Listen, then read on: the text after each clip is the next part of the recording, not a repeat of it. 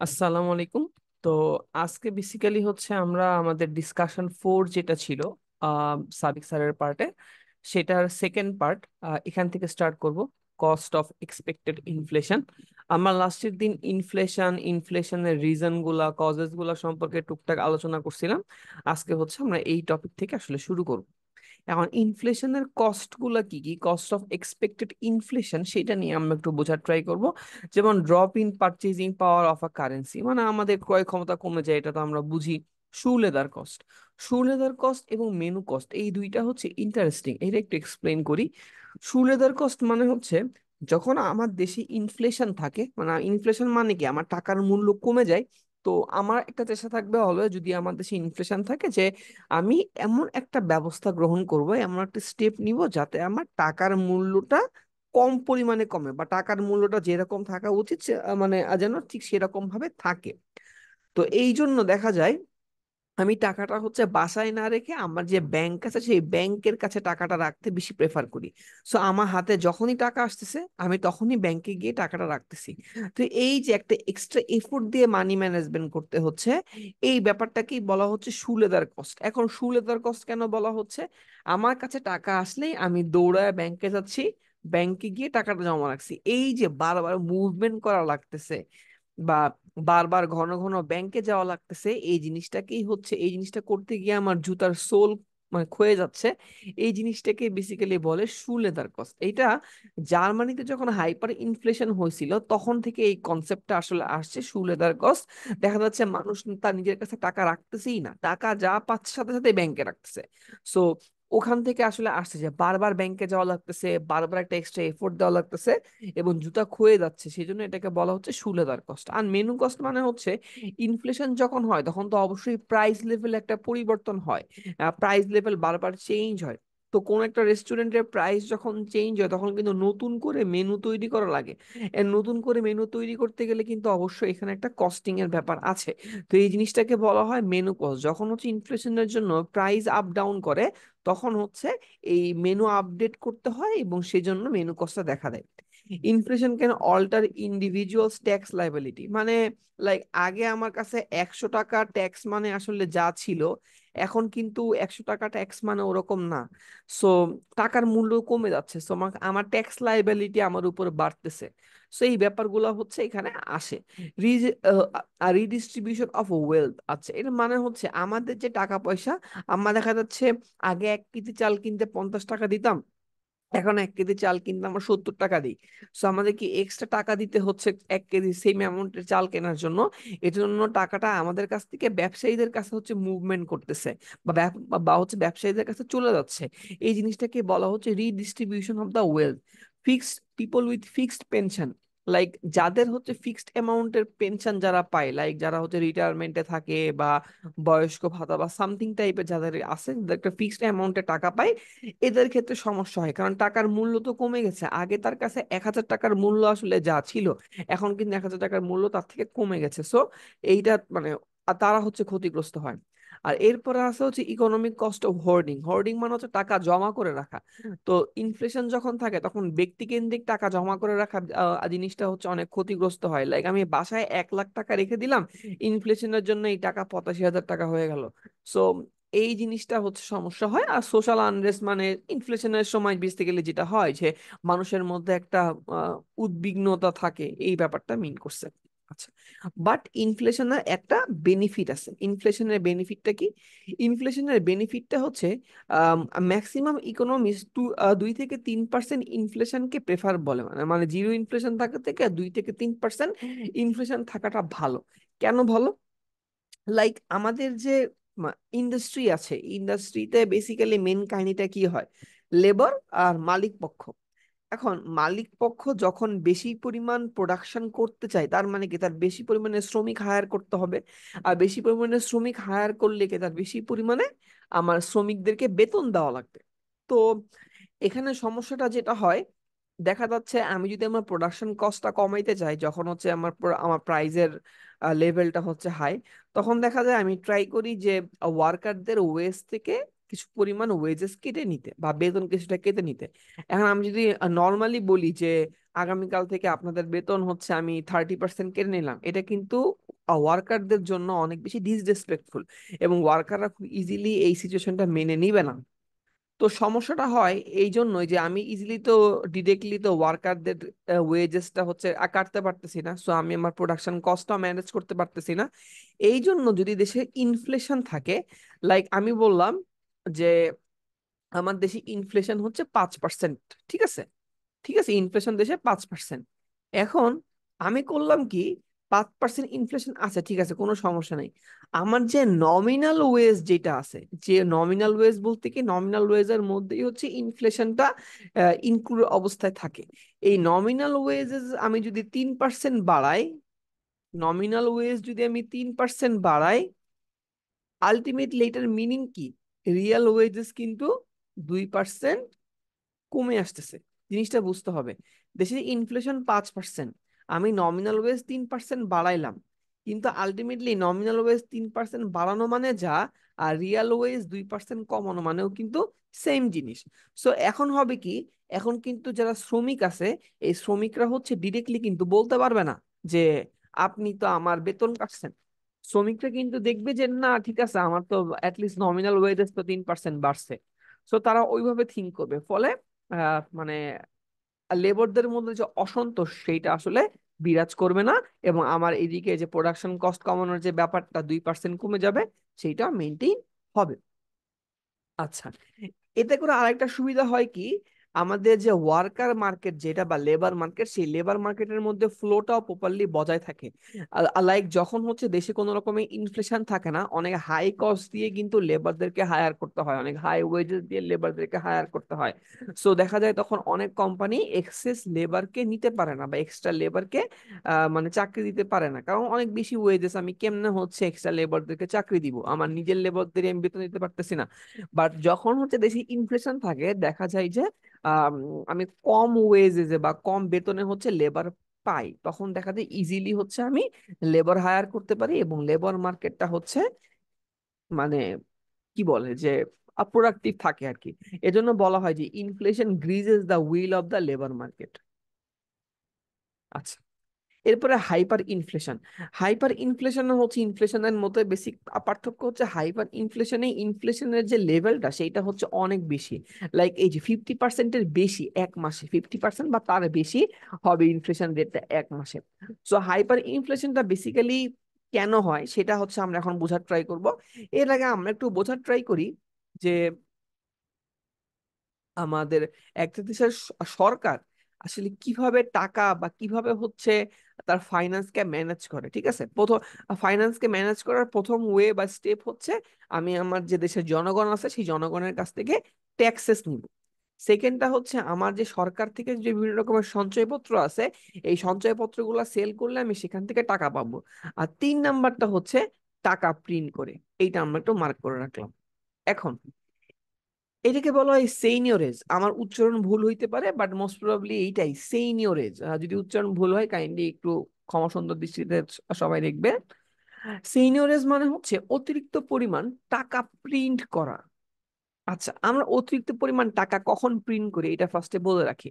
যখন দেখা যায় সরকার ট্যাক্স থেকে আমার পর্যাপ্ত পরিমাণ টাকা আদায় করতে পারে না, অথবা গভর্নমেন্ট বন্ড সেল করে প্রপার পরিমাণে টাকা হচ্ছে আদায় করতে পারে না, বা প্রপার পরিমাণে রেভিনিউ জেনারেট করতে পারে না, তখন তো তাকে ঘাটতি পূরণ করতে হবে, রাইট? এই ঘাটতি পূরণ করার জন্যই হচ্ছে আমাদের গভর্নমেন্ট কি করে টাকা ছাপায়। এখন টাকা ছাপালে কি কাহিনীটা হয় সেটা আমাদেরকে বুঝতে হবে। আর টাকা চাপাইলে ইকোনমিতে টাকার সাপ্লাইটা বেড়ে যায়। এখন টাকার সাপ্লাই বেড়ে গেলে সমস্যা কি, টাকার সাপ্লাই বেড়ে গেলে সমস্যাটা হচ্ছে লাইক আমার হাতে 100 টাকা ছিল, যে 100 টাকার মূল্য আগে 100 টাকায় ছিল, এখন টাকার সাপ্লাই বেড়ে গেছে। আমরা জানি যখন কোনো কিছু আমার সাপ্লাইটা বেড়ে যায়, তখন কিন্তু অটোমেটিক্যালি ওই প্রোডাক্টের কি দামটা কমে যায়, তাই না? সো এই ক্ষেত্রেও সেম, যে টাকা যখন সাপ্লাইটা বেড়ে যাবে, তখন কিন্তু অটোমেটিক্যালি টাকার যে মূল্য সেই মূল্যটা হচ্ছে কমে আসবে। সো আলটিমেটলি টাকার সাপ্লাই বেড়ে গেলে আমার আগে হাতে যে 100 টাকা ছিল, সেই 100 টাকার মূল্যটা এখন আর 100 টাকা থাকবে না, সেটা কমে যাওয়া শুরু করবে, ডিপ্রিসিয়েট করা শুরু করবে। সো এইটা অনেকটা এরকম যে আমি আমার নিজের টাকার উপরেই নিজেই হচ্ছে একটা কর কর আরোপ করতেছি আর কি। সো এটা কি বলা হচ্ছে যে টাকা প্রিন্ট করলে সমস্যাটা কি? টাকা প্রিন্ট করলে হচ্ছে টাকার যে মূল্য, সেই মূল্যটা হচ্ছে কমে আসে। এটাই হচ্ছে বেসিক্যালি টাকা প্রিন্ট করলে প্রবলেমটা। এবং এই জিনিসটা ইভেনচুয়ালি আমাদের হাইপার ইনফ্লেশন ক্রিয়েট করে। কেমনে ক্রিয়েট করে? লাইক আমি যদি স্টেপ বাই স্টেপে বলি, যে আমার দেশ থেকে প্রপার পরিমাণে ট্যাক্স আমি আদায় করতে পারি নাই, আমি প্রপার পরিমাণে বন্ড গুলা সেল করে সেখান থেকেও টাকা আদায় করতে পারি নাই। সো এই যে একটা ঘাটতি আছে, ডেফিসিট আছে, এই ডেফিসিটটা পূরণ করার জন্য গভর্নমেন্ট মানি প্রিন্ট করা স্টার্ট করছেন। এখন মানি প্রিন্ট করে স্টার্ট করলে ইকোনমিতে মানি সাপ্লাইয়ের পরিমাণটা বাড়ছে। আর মানি সাপ্লাইয়ের পরিমাণটা বাড়া মানে কি? আমার টাকার মূল্যটা আস্তে আস্তে কমে যাচ্ছে। টাকার মূল্য কমে যাওয়া মানে হচ্ছে আমাকে সেম জিনিস কিনতে বেশি পরিমাণ টাকা দেওয়া লাগবে। দ্যাটস ওয়াই আলটিমেটলি প্রাইস লেভেলটাও বাইরে যাচ্ছে। এখন এই সাইকেলটা যখন বারবার রিপিট হইতে থাকবে, দেখা যাবে সরকার প্রত্যেকটা স্টেপেই হচ্ছে ট্যাক্স রেভিনিউ আদায় করতে ব্যর্থ হবে, বা ট্যাক্স রেভিনিউ আদায় করতে ডিলে হবে, বা প্রপার পরিমাণে কখনোই সে ট্যাক্স রেভিনিউ বা বন্ডগুলা সেল করে টাকার ঘাটতিটা পূরণ করতে পারবে না, যদি সবকিছু এরকম সাইকেল মেনটেন করেই হয়। সো দেখা যাবে সে বারবার হচ্ছে টাকা করবে, প্রিন্ট করবে। সো বারবার যখন টাকা প্রিন্ট করবে, এই প্রত্যেকটা কাহিনী বারবার হচ্ছে কন্টিনিউ হইতে থাকবে। আমাদের যে প্রাইস লেভেল, সেই প্রাইস লেভেলও হু হু করে বাড়তে থাকবে, এবং টাকার সাপ্লাই হচ্ছে অনেক বেশি পরিমাণে বাড়তে থাকবে। And eventually after few months দেখা যাবে দেশে একটা হাইপার ইনফ্লেশনের মতো সিচুয়েশনটা তৈরি হয়েছে। তো এখান থেকে একটা ইম্পর্টেন্ট কথা হচ্ছে এইটা, যে যখন দেশে ইনফ্লেশন তৈরি হয়, বা যখন দেশে টাকার সাপ্লাই হচ্ছে অনেক বেশি পরিমাণে বেড়ে যায়, তখন কিন্তু প্রাইস লেভেল, জিনিসপাতি প্রাইস লেভেলও কিন্তু অনেক বাড়া আরম্ভ করে আর কি। তো এই জিনিসটা আমাদেরকে একটু মাথায় রাখতে হবে, যে ইনফ্লেশন যখন হয় বা যখন টাকার সাপ্লাই বেড়ে যায়, তখন প্রাইস লেভেলটা হচ্ছে বেড়ে যায়। আচ্ছা।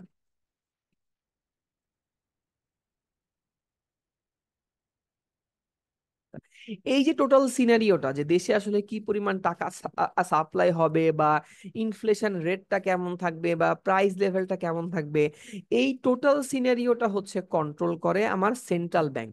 সেন্ট্রাল ব্যাংকই আসলে ফিক্সড করে যে কি পরিমাণ টাকা সাপ্লাই হবে। সেন্ট্রাল ব্যাংকই আসলে ঠিক করে যে ইনফ্লেশন রেটটা কিরকম থাকবে আমার কান্ট্রিতে, এবং সেন্ট্রাল ব্যাংকই ঠিক করে যে আমার প্রাইস লেভেলটা হচ্ছে ওভারঅল কেমন থাকবে। এখন সেন্ট্রাল ব্যাংক যদি বেশি পরিমাণে টাকা যদি আমাকে প্রিন্ট করে, তাহলে ইনফ্লেশনের পরিমাণটা বেশি বেড়ে যাবে, প্রাইস লেভেলটা হচ্ছে ইভেনচুয়ালি বেড়ে যাবে। আচ্ছা, এখানে মোটামুটি আগের কথাবার্তা এগুলা লেখা আছে, ওই যে কজেস, আমার কস্ট অফ ইনফ্লেশনের গুলা আশা করি রিডিং দিলে আমাদের খুব একটা বুঝতে অসুবিধা হবে না। আচ্ছা, আর যখন হচ্ছে দেশে এরকম হাইপার ইনফ্লেশনের মতো সিচুয়েশনটা আরো বেশি প্রমিনেন্ট হইতে থাকবে, তখন মানুষ টাকার উপরে আস্থা হারায় ফেলবে। কিভাবে আস্থা হারায় ফেলবে? লাইক আমি বললাম আমার দেশে হচ্ছে হাইপার ইনফ্লেশন সিচুয়েশন আছে। এখন আমি দেখা যাবে আজকে 100 টাকা ইনকাম করলাম, কিন্তু যেহেতু হাইপার ইনফ্লেশন মানে 50%-এর বেশি হচ্ছে ইনফ্লেশন রেট, কালকের মধ্যে এই টাকার মূল্যটা 40 টাকা হয়ে গেল।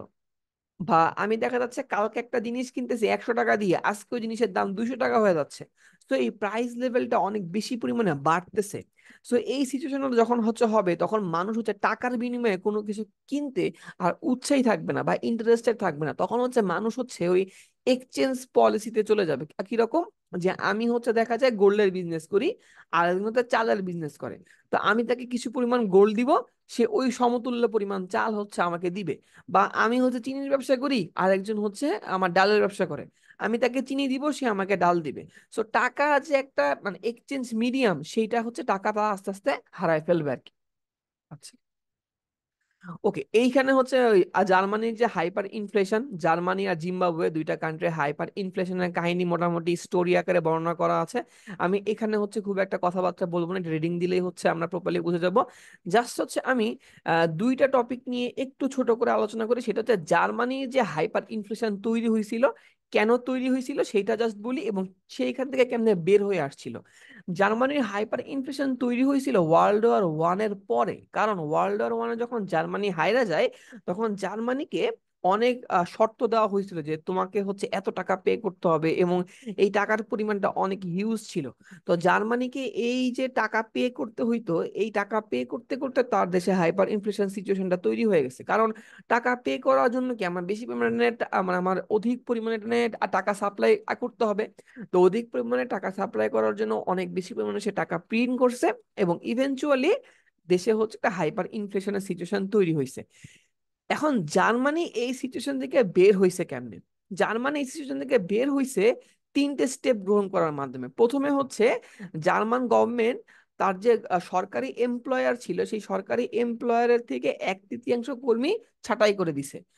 সেকেন্ড কাজ করছে সে হচ্ছে এই যে মানে একটা যে পেমেন্ট দিত ওই যে মানে ওয়ার্ল্ড ওয়ার 1-এ হারার পরে যে যারা আর কি ওয়ার দিচ্ছে ওদেরকে একটা ফিক্সড অ্যামাউন্টের টাকা সে পে করতো।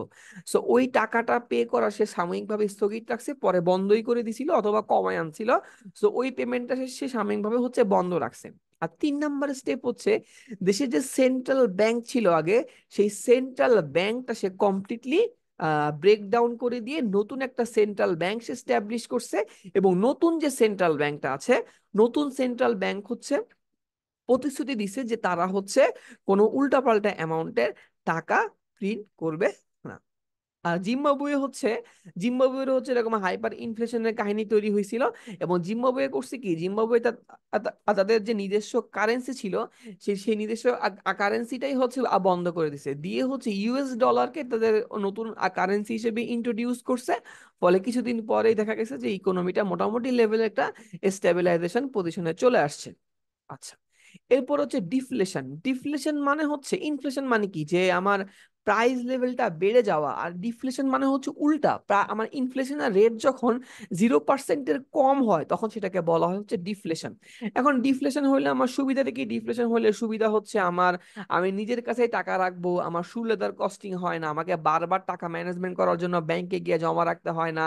তারপরে নমিনাল ইন্টারেস্ট রেট যেটা আছে সেটা আমার কমে আসে। আমার যে ইন্টারেস্ট রেট আছে সেই ইন্টারেস্ট রেটটা হচ্ছে কমে আসে, এইটা। বাট ডিফ্লেশনের সমস্যা আছে। ডিফ্লেশনের সমস্যা হচ্ছে একটু ডিপ। ডিফ্লেশনের সমস্যাটা কি? ডিফ্লেশন হওয়া মানে কি যে আমার প্রাইস লেভেলটা কিন্তু কমে আসতেছে, তাই না? কারণ যখন হচ্ছে আমার ইনফ্লেশনের রেটটা 0%-এর কম, তখন কিন্তু ইভেনচুয়ালি আমার দেখা যাচ্ছে যে প্রাইস লেভেলের পরিমাণটা কমে আসতেছে। এখন প্রাইস লেভেলের পরিমাণটা কমে আসছে, এটা না হয় আমাদের জন্য স্বস্তিদায়ক যে ঠিক আছে, আগে যে জিনিসটা আমি 100 টাকায় কিনতাম এখন আমি 60 টাকায় কিনতেছি, সো ঠিক আছে, ওকে ফাইন। বাট যে প্রডিউসার আছে সে কিন্তু এখানে ডিমোটিভেটেড হবে কেন? কারণ প্রডিউসার বেশি সাপ্লাই বাড়ায় কখন, বা নতুন নতুন প্লেয়ার মার্কেটে এন্ট্রি করে কখন, যখন দেখে যে মার্কেটে ওই প্রোডাক্টটার প্রাইসটা হচ্ছে বেশি। এখন সাময়িকভাবে যখন সব প্রোডাক্টের প্রাইসটা ফল করবে, তখন কিন্তু আমাদের যে ইন্ডাস্ট্রি গুলো আছে বা আমাদের যে প্রডিউসার পার্সপেক্টিভ থেকে তারা কিন্তু বেশি পরিমাণ প্রোডাকশনটা করতে পারবে না, বা তাদেরকে প্রোডাকশন কস্টটা হচ্ছে কমাইতে হবে, কারণ প্রাইস লেভেল তো কম। এবং প্রোডাকশন কস্ট কমানোর জন্য অনেকে দেখা যাবে যে কর্মী ছাঁটাই করবে, নতুন সে হচ্ছে কোনো ধরনের ওয়ার্কার বা লেবার হচ্ছে এখানে হায়ার করবে না। আবার অনেকে দেখা যাবে এই বিজনেস থেকে এই বিজনেস বন্ধ করে দিয়ে চলে গেছে। তো এই ধরনের সিচুয়েশনটা ক্রিয়েট হবে যে দেখা যাবে একটা হিউজ পরিমাণে আম, মানে আনএমপ্লয়মেন্টের সিচুয়েশন তৈরি হচ্ছে, এবং ইভেনচুয়ালি এই আনএমপ্লয়মেন্ট থেকে আমার জিডিপি একটা ফল হওয়ার একটা পসিবিলিটি আছে, যেটা ইভেনচুয়ালি ইকোনমিক একটা প্রবলেমের দিকে একটা একটা দেশের ওভারঅল যে সিচুয়েশনটা, সেই সিচুয়েশনকে ধাবিত করে আর কি। তো মোটামুটি এই ছিল এই ডিসকাশনের মধ্যে। এই ডিসকাশনের ম্যাক্সিমাম জিনিসই হচ্ছে থিওরিটিক্যাল বা রিডিং টাইপের জিনিস। আশা করি যদি প্রপারলি রিডিং দেওয়া যায় এই মানে ডিসকাশনটা ওয়ার্ড বাই ওয়ার্ড, তাহলে খুব একটা সমস্যা হওয়ার কথা না। তো আজকে হচ্ছে এই পর্যন্তই, ইনশাল্লাহ নেক্সট ভিডিওতে আমরা ডিসকাশন 5 নিয়ে আলোচনা করা আরম্ভ করবো। তো আজকে এই পর্যন্তই, আল্লাহ হাফিজ।